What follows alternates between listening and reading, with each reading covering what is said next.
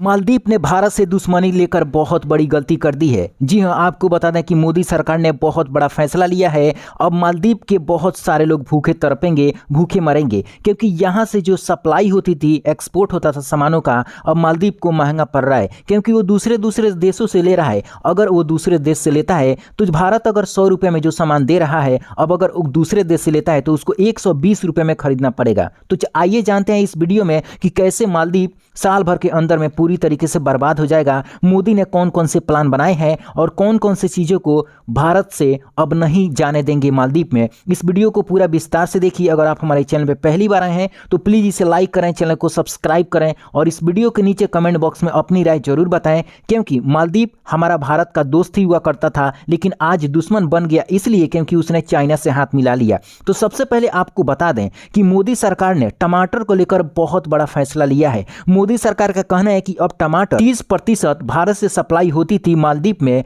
अब उसे बैन कर दिया जाएगा। अब मान लीजिए कि 30% अगर टमाटर मालदीव में नहीं जाएगा तो मालदीव को बहुत बड़ा नुकसान होगा, क्योंकि जो टमाटर 10 रुपये से लेकर 15 रुपये के बीच में महंगाई के दिन में भी भारत से सप्लाई होती थी, अब वह अगर दूसरे देश से लेता है तो उसको 40-50 रुपये की कीमत चुकानी पड़ेगी। और दूसरे देश से अगर वो हमेशा लेता है तो मालदीव पूरी तरीके से बर्बाद हो जाएगा, क्योंकि मालदीव के पास में इतना पैसा नहीं है। उसके पास में बहुत सारे देशों का कर्ज भी है। कर्ज चुकाते चुकाते उसको आर्थिक स्थिति बहुत ही दयनीय होती जा रही है और वहां के बहुत सारे लोग ऐसे हैं जो भूखे मर रहे हैं। अब इसके बाद में मोदी सरकार ने एक और सख्त फैसला लिया है कि बहुत ही जल्द हम आगे आलू को भी बैन करेंगे, इसके अलावा हरा साग सब्जी को भी बैन करेंगे। फिलहाल तो हमने टमाटर को भी बैन किया है। अब इसमें आपको बता दें कि मालदीव ने चाइना से हाथ मिलाकर इसलिए बहुत बड़ी गलती कर दी है क्योंकि मालदीव चाहता था कि इधर हम भारत से भी दोस्ती रखें, इधर चाइना से भी दोस्ती रखें, दोनों से दोस्ती रखेंगे तो माल भारत से मंगाएंगे और इधर चाइना में सप्लाई करेंगे।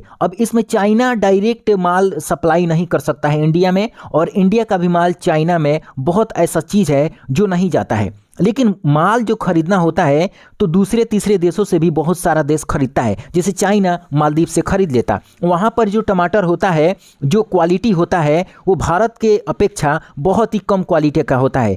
चाइना में जो टमाटर होता है और भारत की जो टमाटर होती है, भारत का जो टमाटर है बहुत ही स्वादिष्ट होता है। इसीलिए चाइना डायरेक्ट भारत से माल नहीं मंगवाना चाहता था, वो मालदीव से दोस्ती करके वहाँ से माल मंगवाना चाहता था, क्योंकि उसको बहुत बड़ी फ़ायदा होती। अगर भारत से वो टमाटर खरीदता तो भारत तो उसे डायरेक्ट मना कर देता, लेकिन चाहता है कि 10 रुपये 15 रुपये अगर हम मालदीव से माल को खरीद लेते हैं या फिर 5 रुपये बढ़ाकर भी खरीदेंगे तो आने वाले समय में अपने अगर देश में बेचेंगे तो 50-60 रुपये में भी बेच सकता है। तो यहाँ पर दोगुना फायदा होता चाइना को, लेकिन मोदी पहले ही समझ गए। इसके अलावा आपको बता दें कि चाइना हमेशा भारत से दुश्मनी करता आ रहा है, भारत को हमेशा नीचे दिखाने की कोशिश करता है, भारत को हमेशा आर्थिक स्थिति में मदद करने के लिए 1 रुपया भी कभी भी नहीं देने की कोशिश करता है। तो इसीलिए मोदी सरकार ने यह फैसला लिया है कि अब बहुत ही जल्द यह फैसला पर साइन कर दिया जाएगा और टमाटर भारत से नहीं जाएगा।